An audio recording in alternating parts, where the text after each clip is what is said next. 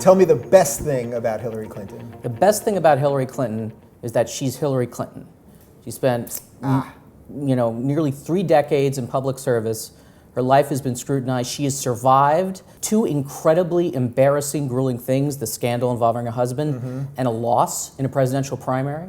When someone survives humiliations like that and manages to thrive, it says something fundamental about who they are. And I think more than anything else, that Hillary Clinton's character is a reflection of her experiences there. We know who Hillary Clinton is. There's no mystery about her anymore. Is there no mystery, though? Because I do find that she's been in it for so long that what you're saying is her best thing is also her worst thing, and we're going to get to that in a second. But to me, it's almost like she's been around so long, she's been part of the machine so long, obviously was the First Lady, was Secretary of State, was a senator, now has run now for the second time, that she's so part of the machine that what I think we recognize about her is also what we don't know about her. Like, what's really driving the desire after all this time to be part of it, you know? You know, that's a question that the press asks all the time. I don't think it matters to voters a lot. Here's the secret about Hillary Clinton.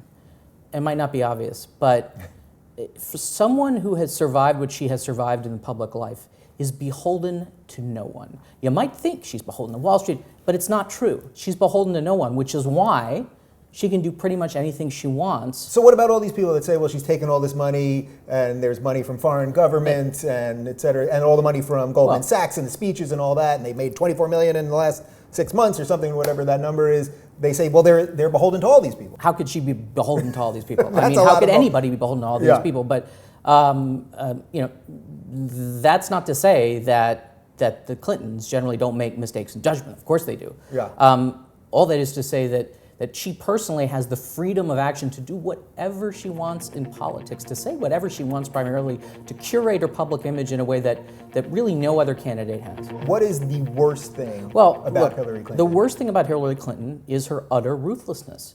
You asked a question, so why does she do this? What drives her? The will to power. It's obvious. Of course, she wants it. She wants to be president. A lot of people look at that and say, "Ew, there's an ick factor associated with that." Right? And this ick factor can grow over time, accumulates with emails, with the Clinton Foundation, with people she associates herself with, Sid Blumenthal, and all this stuff. Yeah. But here is, again, another secret to understanding this presidential race, which is this is a ruthlessness that voters admire. They want their president to be competent. They want their president to kick ass. Yeah. They don't really care about all of this stuff. There will be voters who care. Yeah. But most voters, I think even undecided voters, that small tranche of undecided voters, in the end, will look at Hillary Clinton and will say, okay, the job of a president is to be a hard ass at times, to kick ass, take names. The ends justify the means. Because, of course, the ends involve the security of the United States, economic policy, stuff we agree with her on. And she's going to do it. She's, no matter what, even if she has to cut corners, she's going to do it.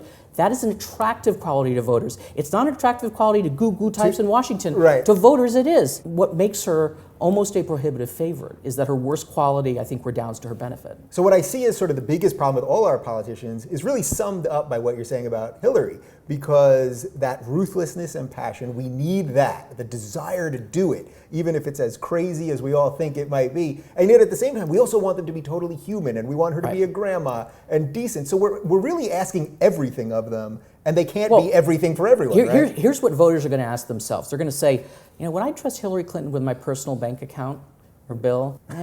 Would I trust her with the nuclear codes? Abso-freaking-lutely.